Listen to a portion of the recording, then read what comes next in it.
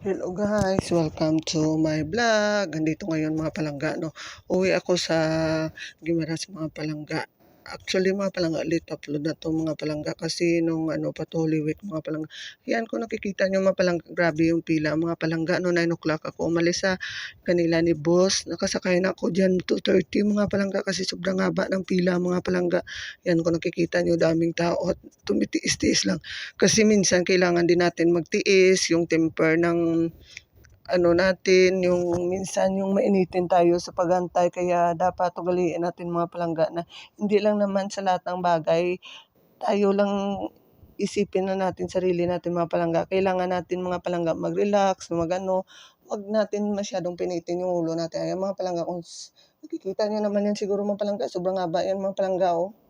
Kaya tiis-tiis ang mga palangga kasi habang naghihintay ka at matyaga ka naghihintay mga palangga, makakasakay ka din mga palangga, no? Ayan, huwag natin isabay yung kung anong init ng panahon, init din yung ulo natin. Huwag mga palangga. Kahit saan tayo nakatungtong, ugaliin natin na maging mabait mga palangga. At pabain ang pasensya mga palangga sa ganitong bagay. I hope nagustuhan niyo yung aking vlog mga palangga. Ayan, no, nag-selfie-selfie pa ako dyan, no, nagpa-cute-cute pa dyan mga palangga. Saan ka makakita, no?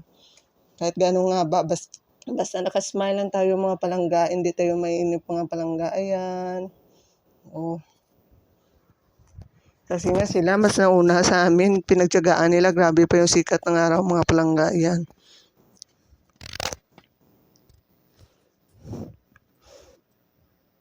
Ayan, selfie-selfie na naman ulit. O yan, selfie-selfie, walang magawa eh. O, importante masaya ka mga palangga sa ginagawa mo.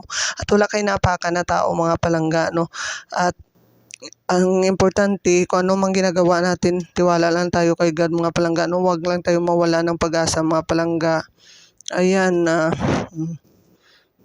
ayan, lumalakad-lakad ng mga palangga, no? At sa puntong iyan, mga palangga, malapit na kami makasakay, mga palangga, sa Rurong, mga palangga. Ayan, kasi alam nyo naman, dinadayo talaga yung Balaan Bukid every Holy Week, mga palangga. Ayan yung asawa ko. Oh, may kumakaway pa yan, nakasakay din sa wakas. Ayan, oh, kikita nyo, madaming tao, mga palangga, no? At sa punto na yan, sumasayaw-sayaw ako mga palangga kasi sa sobrang saya.